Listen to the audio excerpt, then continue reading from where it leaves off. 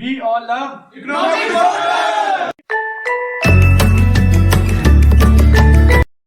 Assalamu alaikum everyone. I hope you all are doing well. My name is Haseeb Shakir और आज हम discuss करेंगे MA economics part 2 के अंदर आपको एक ऑप्शनल पेपर है मॉनेटरी थ्योरी या मॉनेटरी इकोनॉमिक्स भी उसको कहा जाता है। ये पेपर बेसिकली आपको पंजाब यूनिवर्सिटी डिफरेंट ऑप्शंस देती है जिसमें से कुछ लोग ये चूज़ करते हैं। पर्सनली मेरा ख़ुद का फेवरेट सब्जेक्ट ये पेपर था। मार्क्स गेनिंग पेपर है और काफ़ी इंटरेस्टिंग है। इसके लिए स्टडी मटेरियल को हम डिस्कस करेंगे कि हमने कौन कौन सी चीज़ें प्रिपेयर करनी है, बुक कौन सी होनी चाहिए एक्सेट्रा। तो सबसे पहली बात कि इसमें मैं आपको रेफ़र करता हूँ बुक, वो है ए हमीद शाहिद साहब की बुक है monetary economics and public finance. इसका लेटेस्ट एडिशन कुछ इस तरह का दिखता है। तो इसके अंदर आपके पास बेसिकली इस एक बुक के अंदर बेसिकली 2 पेपर्स कवर होते हैं, क्योंकि आपकी ये ऑप्शन के अंदर होती है तो आप इसमें से कुछ एक ही चूज़ कर सकते हैं। तो बेसिकली ये monetary economics and public finance के नाम से ये बुक है। अगर इसको आप देखें तो इसके अंदर जो पहले 8 चैप्टर्स हैं वो आपके मॉनेटरी थ्योरी के हैं, जबकि जो दूसरे 8 चैप्टर या 7 बाकी जो चैप्टर्स हैं वो पब्लिक सेक्टर इकोनॉमिक्स के हैं। तो 100 मार्क्स का ये पेपर होता है। ऑप्शन में आप इसको चूज़ करते हैं। पर्सनली मैं रेफ़र करूँगा कि अगर आप MA इकोनॉमिक्स पार्ट 2 में ये पेपर रखेंगे तो आपको इसके मल्टीपल फ़ायदे होंगे। पहला फ़ायदा तो ये कि जो आपका कंपलसरी सब्जेक्ट्स हैं, जैसे MA इकोनॉमिक्स पार्ट 1 के अंदर आपकी मैक्रो इकोनॉमिक्स है, उसके साथ MA इकोनॉमिक्स पार्ट 2 में आपकी इंटरनेशनल ट्रेड की जो पेपर है, इसके अंदर काफ़ी पोर्शन जो है वो मॉनेटरी इकोनॉमिक्स का होता है। मॉनेटरी बेसिकली मनी सेक्टर को कवर करता है। अब उसके अंदर आपको पता है कि जो आपका इंटरनेशनल ट्रेड है उसके अंदर भी काफ़ी सेक्टर इंटरनेशनल मॉनेटरी का है, और मैक्रो इकोनॉमिक्स के अंदर भी हम मनी मार्केट को काफ़ी थॉरली डिस्कस करते हैं। तो अगर आप ये पेपर चूज़ करते हैं तो इसके अंदर आपका ऑलरेडी 60% कोर्स अगर आप कंबाइन कर लें MA इकोनॉमिक्स पार्ट 1 या मैक्रो इकोनॉमिक्स का और मॉनेटरी इंटरनेशनल ट्रेड के अंदर पार्ट 2 के अंदर जो आपका सब्जेक्ट है उसके अंदर आप इंटरनेशनल ट्रेड का भी ऐड कर लें मटेरियल, तो आपका ये 50 से 60% तो ऑलरेडी आपने पढ़ा होता है। तो जब आप ये पेपर रखते हैं तो आपको इसमें से कुछ एक्स्ट्रा चीज़ें आप ऐड कर लेते हैं, अदरवाइज़ आपने ये सारा कुछ ऑलरेडी पढ़ा होता है, तो आपका हेड स्टार्ट आपको एक बड़ा अच्छा मिल जाता है। दूसरा ये है कि ये करने से आपका इंटरनेशनल ट्रेड का भी काफ़ी मॉनेटरी सेक्टर कवर हो जाता है, और बाकी जो सब्जेक्ट है जो अगर उन्होंने रखे हैं कुछ पेपर्स जिसके अंदर मॉनेटरी वैल्यूज़ आ रही हैं या मॉनेटरी इन्फॉर्मेशन आ रही है, उसके अंदर भी ये चीज़ें काफ़ी कवर कर देती हैं। तो शुरू करते हैं जी। इसके अंदर हमारे पास 8 चैप्टर्स हैं। 100 मार्क्स का पेपर है, जैसा कि आपको पता है 25 मार्क्स का एक क्वेश्चन आपने अटैम्प्ट करना होता है। टोटल 4 क्वेश्चन आपने अटैम्प्ट करने होते हैं 7 में से। पार्ट्स में भी दे सकता है, A part, B part like, और थोड़ा भी दे सकता है। 25 मार्क्स है। तो इसमें अगर आप शुरू करें तो पहला चैप्टर है मनी। अच्छा, मनी के अंदर आपके पास इसके अंदर हम क्योंकि टू द पॉइंट इसको डिस्कस करेंगे। अब इसमें आपको पता है जैसे इकोनॉमिक्स के अंदर सबसे बड़ी जो आपके पास पावर होती है वो होती है आपका राइटिंग स्टाइल। तो इसके अंदर अगर आप इन्फॉर्मेशन कलेक्ट करें बुक से और उसको अपने वर्ड्स में अच्छा एक्सप्लेन कर दें तो आई थिंक इससे बेहतर कुछ नहीं है, आप फुल मार्क्स गेन कर सकते हैं।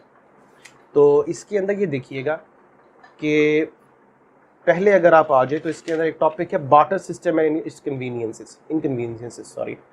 इसको आप रीड कर लें, ये डिफरेंट है। बार्टर सिस्टम क्या होता है वो आपको पता है, डिटेल में हम लोग नहीं जा सकते क्योंकि वीडियो का टाइम थोड़ा कम होता है हमारे पास।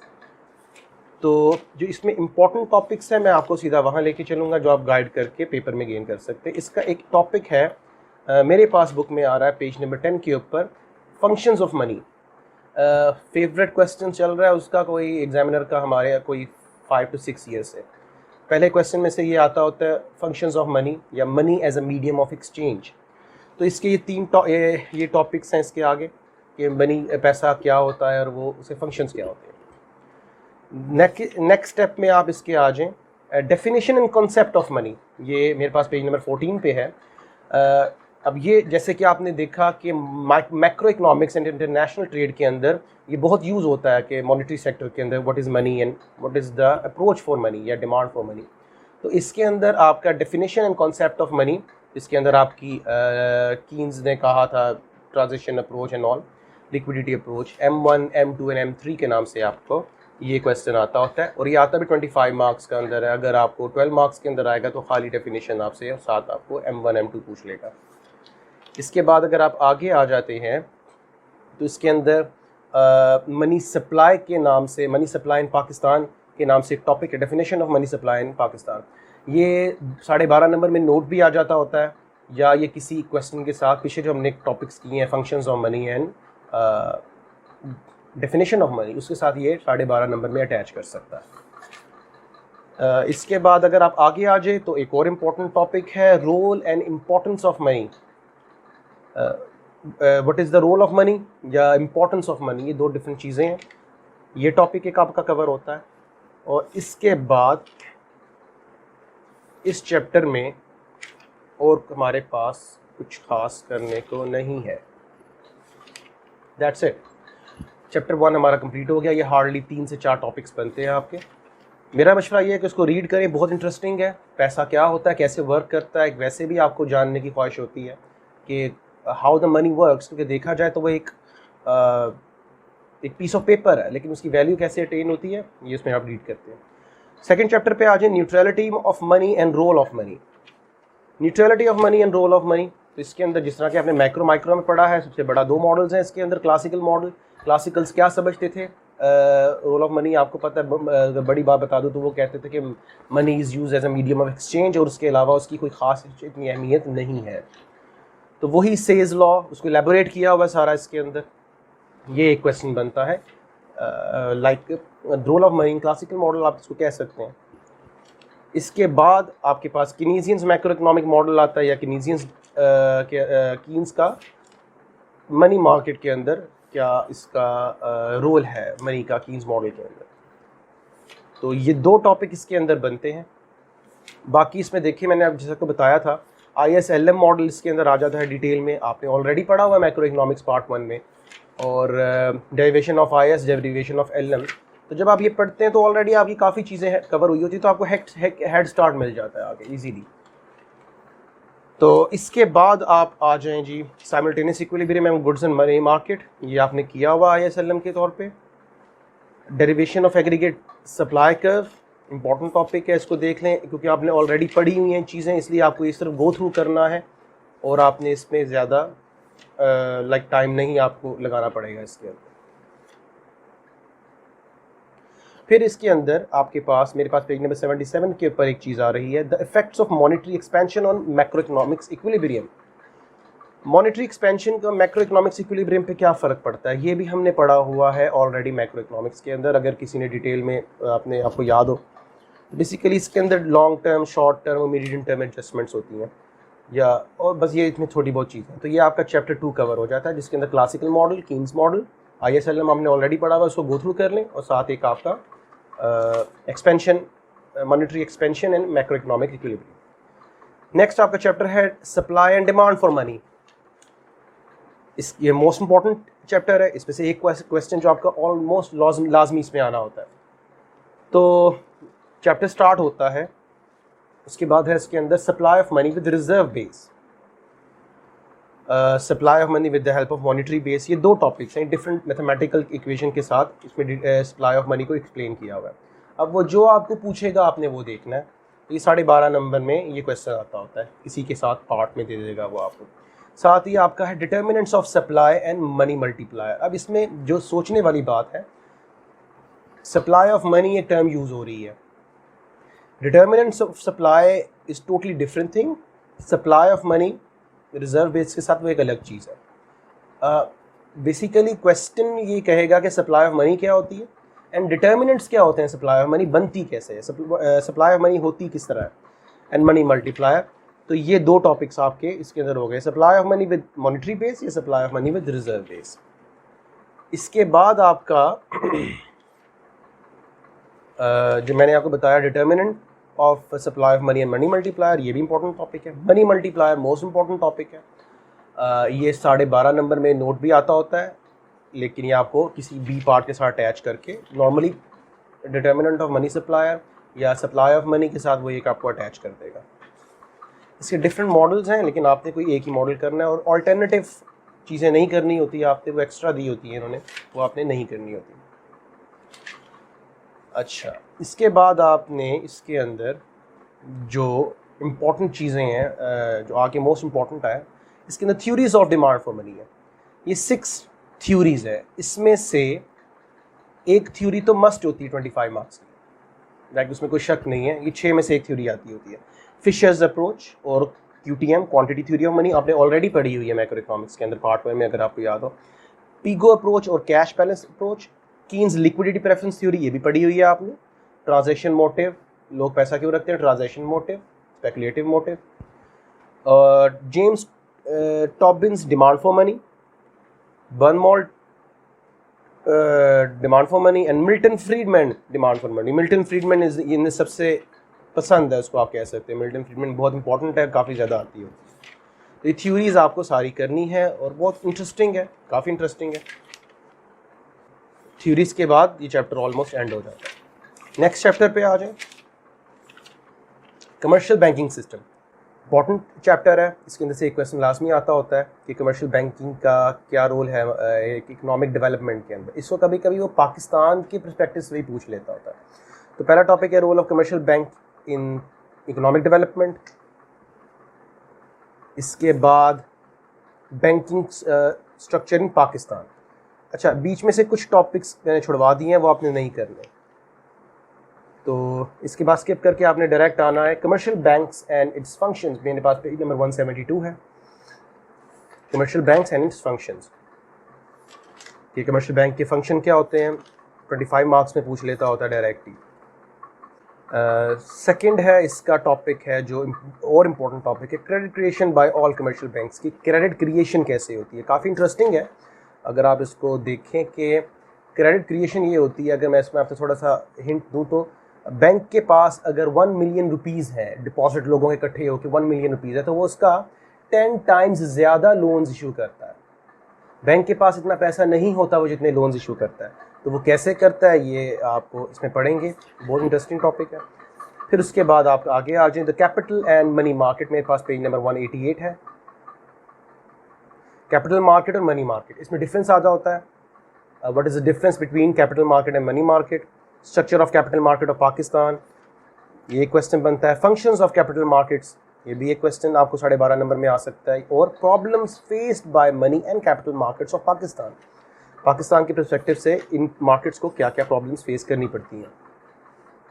फिर एक क्वेश्चन आपको इसमें आता होता है remedies to remove shortcomings of, वो आपसे पूछ लेता है कि व्हाट आर द रेमेडीज, और या इसको कैसे काउंटर कर सकते हैं जो प्रॉब्लम्स आ रही हैं money market and capital market के अंदर। और इसके साथ ये चैप्टर भी आपका एंड हो जाता है। चैप्टर नंबर 5 है interest and determination of interest rate. इसके अंदर आपको पता है कि हमारी इकॉनमी जो है वो, उसका बहुत बड़ा फैक्टर जो है इकोनॉमिक डेवलपमेंट के अंदर या इकोनॉमी को चलाने के लिए वो इंटरेस्ट रेट है। तो इंटरेस्ट रेट डिटर्मिनेशन, पहला तो क्वेश्चन आपको मैक्रो इकोनॉमिक्स के अंदर भी बहुत काम आएगा।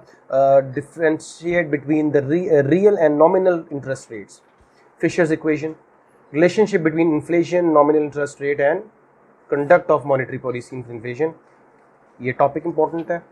फिर इसके बाद आपको डिटर्मिनेशन ऑफ इंटरेस्ट रेट लाजमी करना है, बहुत इंपॉर्टेंट है, मोस्ट इंपॉर्टेंट है इस चैप्टर के अंदर। फिर आपके पास आता है demand and supply in the money market या लिक्विडिटी प्रेफरेंस फ्रेमवर्क, कैसे वर्क करती है। मेरे पास पेज नंबर 217 आ रहा है इसके अंदर। तो बेसिकली ये वही कीन्स की आपकी डिमांड थ्योरी है जो आपने ऑलरेडी पढ़ी हुई है। इंटरेस्ट रेट कैसे डिटर्मिन होता है लिक्विडिटी प्रेफरेंसेस थ्योरी के हिसाब से। Effects of change in demand for money on equilibrium rate of interest, already पढ़ चुके हैं। लिक्विडिटी ट्रैप मैक्रो इकोनॉमिक्स में, सो गो थ्रू करें, इंपॉर्टेंट है मॉनेटरी इकोनॉमिक्स के थ्योरी के पेपर के लिए। इसके बाद आपकी एक इसमें एक टॉपिक आता है the expectation theory of rate of interest, ये इंपॉर्टेंट है इसके अंदर। इंटरेस्ट फ्री बैंकिंग, ये क्या होती है, इसमें थोड़ा इस्लाम का टच भी आता है, इस्लामिक टच भी आता है। रिबा जिसको आपको कहते हैं इस्लामिक बैंकिंग के अंदर रिबा फ्री जिसको हम लोग कहते हैं। Interest rate banking in Pakistan, Pakistan के पर्सपेक्टिव के हिसाब से क्या क्या स्टेप्स लिए गए, इसको रीड करें। उशार कैन मुदारबा, इस्लामिक इकनॉमिक्स के अंदर आपने ऑलरेडी ये पढ़ा हुआ है। हमारा चैप्टर ये एंड हो जाता है। नेक्स्ट चैप्टर नंबर 6 है central bank and monetary policy. Central bank क्या होता है? सेंट्रल बैंक वो हेड बैंक होता है जो सारे कमर्शियल बैंक्स को कंट्रोल कर रहा होता है। हमारे यहाँ पे स्टेट बैंक ऑफ पाकिस्तान के नाम से सेंट्रल बैंक जो है, जो स्टेट का बैंक है, वो कंट्रोल करता है, पॉलिसीज़ बनाता है, मॉनेटरी पॉलिसी को बनाता है। तो मॉनेटरी पॉलिसी आपने ऑलरेडी उसको गो थ्रू किया हुआ मैक्रो इकनॉमिक्स के अंदर। जैसे कि मैंने आपको कहा कि आपके अभी हम छठा चैप्टर करने लगे हैं, चैप्टर नंबर 6, और आपका काफ़ी काम जो है liquidity preference theory, ISLM framework और काफ़ी हद तक जो काम है आपने ऑलरेडी ये किया हुआ है। तो मैं जैसा कि मैंने आपको वीडियो के शुरू में कहा था कि 60% आपको ऑलरेडी आपने इसको रीड किया होता है। मैक्रो इकनॉमिक्स हो ले, आपकी इंटरनेशनल ट्रेड हो गई, और आपने इस्लामिक इकनॉमिक्स बना के कुछ चैप्टर्स उसमें से हमने निकाले हैं। तो chapter number 6 central bank and monetary theory, monetary policy sorry. उसके अंदर डेफिनेशन ऑफ सेंट्रल बैंक क्या होता है, functions of central bank, most important topic of this chapter. काफ़ी चांसेस हैं इसके आने के, हर साल होते हैं। Functions of central bank most important topic, almost alternate years पे इसमें से लाजमी क्वेश्चन आता होता है। Importance of central bank most important, ये भी बहुत इंपॉर्टेंट है। मॉनेटरी पॉलिसी एंड इंस्ट्रूमेंट्स, जिसके ऊपर ये बुक बेस कर रही है कि मॉनेटरी पॉलिसी क्या होती है और इसके इंस्ट्रूमेंट्स क्या होते हैं, टूल्स क्या होते हैं, कैसे सेंट्रल बैंक इकोनॉमी को हैंडल करता है, इकोनॉमी को रन करता है, इन्फ्लेशन और डिफ्लेशन को कंट्रोल करता है, अपनी प्रॉब्लम्स को कंट्रोल करता है। इसका आपको पता है qualitative method, quantitative method. Again मैं आपको बता रहा हूँ, मैक्रो इकोनॉमिक्स में आप ऑलरेडी ये देख चुके हैं, उसी को आप यहाँ पे डिटेल में रीड करें। ओपन मार्केट ऑपरेशन, लिमिटेशंस क्या होती हैं, साथ साथ एडवांटेजेस एंड डिसएडवांटेजेस क्या क्या होते हैं, ये एक ही क्वेश्चन बनता होता है। 25 मार्क्स में ये अभी लास्ट ईयर उन्होंने 25 मार्क्स के अंदर ये पूरा क्वेश्चन दिया था। इंस्ट्रूमेंट्स के बाद आपने पढ़ना है monetary policy and it's objectives. उसके ऑब्जेक्टिव्स क्या क्या होते हैं? स्टेबलाइजेशन करनी होती है। मैक्रो इकोनॉमिक्स प्रॉब्लम जो आपको पता है 4 हैं, जो unemployment, balance of payment deficit, devaluation और इन्फ्लेशन, सबसे बड़ी जो बात है उसको हम कंट्रोल कैसे करते हैं, ये आप इसमें पढ़ेंगे।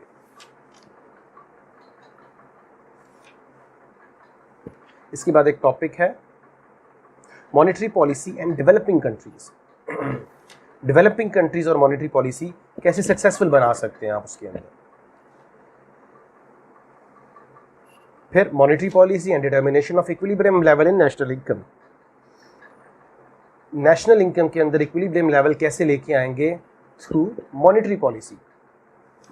Monetary policy and economic growth, ये जो मैं आपको बता रहा हूँ, ये आपको बेसिकली ये जो छोटे छोटे टॉपिक्स हैं जिस तरह के हम अभी डिस्कस कर रहे हैं, ये 12.5 नंबर में शॉर्ट में भी आपको, शॉर्ट नोट्स में भी आ सकता है और एक पार्ट के साथ अटैच करके आपको दे देगा। ये मोस्ट इंपॉर्टेंट टॉपिक्स हैं इस चैप्टर के अंदर, क्योंकि इसकी पूरी बुक बेस कर रही है। Monetary theory and fiscal policy, Keynesians and monetarist view. ये भी लास्ट ईयर भी क्वेश्चन आया, उसको बहुत पसंद है ये क्वेश्चन कि मॉनेटरी एंड फिस्कल पॉलिसी के अंदर डिफरेंसेस क्या हैं, या मॉनेटरिस्ट और कीनेसियंस का आप इसमें व्यू क्या है। और दैट्स इट, ये भी चैप्टर हमारा एंड हो गया। चैप्टर नंबर 7 है इन्फ्लेशन। इन्फ्लेशन को आपने पढ़ा हुआ पहले, demand pull and cost push inflation, CPI एंड DPI जिसको कहते हैं। Phillips curve, inflation versus unemployment. Phillips ने इन्फ्लेशन और अनएम्प्लॉयमेंट का रिलेशन शो किया था, short run and long run दोनों इंपॉर्टेंट है, इसमें से एक क्वेश्चन इनमें से आएगा। Causes of inflation in Pakistan. Inflation in Pakistan, causes and remedies, क्या क्या रीजंस हैं इन्फ्लेशन पाकिस्तान में होने की और क्या क्या उसकी रेमेडीज़ हैं, इसको रीड करें। पता होना चाहिए कि आपकी कंट्री के अंदर क्या क्या रीजंस हैं जिसकी वजह से महंगाई होती है, बढ़ती है। मेजर्स टू कंट्रोल इन्फ्लेशन पूछ लेगा आपसे पाकिस्तान के रिस्पेक्ट से भी या जनरली भी, कि डेवलपिंग कंट्रीज़ या पाकिस्तान जैसे कंट्रीज़ के अंदर क्या मेजर्स हम लेते हैं इन्फ्लेशन को कंट्रोल करने के लिए। इसके साथ हमारा चैप्टर नंबर 7 भी ख़त्म हो जाता है। चैप्टर नंबर 8 जो है हमारे पास monetary policy in international framework. तो changes in expected inflation, international consideration and monetary policy, इसको रीड करें, ये 12 नंबर में आता होता है। Monetary policy in open economy with flexible exchange rates, ये इंपॉर्टेंट टॉपिक है इसके अंदर। ओपन इकोनॉमी में फ्लेक्सिबल एक्सचेंज रेट के साथ क्या होती है। Monetary policy under fix exchange rate. Fix exchange rate flexible exchange rate macro economics में आपने पढ़ा था, ये उसी को हमने आगे लेके चल रहे हैं कि उसके इफ़ेक्ट्स क्या होते हैं। फिर आपके पास एक टॉपिक है internal external balance and perfect capital mobility, where external balance curve is perfectly elastic, या role of monetary policy. And that's it, आपका इसके साथ ये चैप्टर भी एंड हो जाता है। तो ये हमारे 8 चैप्टर्स कवर हो जाते हैं इस बुक के अंदर से। आप ये देख सकते हैं इसके अंदर कि हमने अभी जो टॉपिक्स किए हैं इसके अंदर हमारे ऑलमोस्ट 22 से 27 क्वेश्चंस बनते हैं, इंक्लूडिंग शॉर्ट नोट्स। तो इसमें से आपको पता है कि 7 क्वेश्चंस हमें पंजाब यूनिवर्सिटी देती है, तो वी आर होपफुल कि हमारे ये टॉपिक्स कवर होने से हमें 7 के 7 क्वेश्चन इंशाल्लाह अगर आप प्रिपेयर करते हैं तो आपको आते होंगे, जिसमें से आपने कोई से 4 क्वेश्चंस अटैम्प्ट करने होते हैं। तो 100 मार्क्स का पेपर है, टॉपिक्स गो थ्रू करें। इसके साथ आप किसी स्टूडेंट को एक्स्ट्रा गाइडेंस की ज़रूरत हो तो हमारी क्लासेस स्टार्ट हैं, सेशंस चल रहे हैं, अब तो पेपर करीब है। मेरा मशवरा यही है कि फ़ौरन टाइम वेस्ट किए बगैर इसकी तैयारी शुरू करें। इसी के साथ मुझे दीजिए इजाज़त, अल्लाह हाफ़िज़। ਮੈਨੂੰ ਇਕਨੋਮਿਕਸ ਕੁਆਟਰ ਨਾਲ ਪਿਆਰ ਹੈ, ਤੁਸੀਂ ਵੀ ਪਿਆਰ ਕਰੋ, ਸਬਸਕ੍ਰਾਈਬ ਕਰੋ, ਲਾਈਕ ਕਰੋ ਤੇ ਕਮੈਂਟ ਕਰੋ।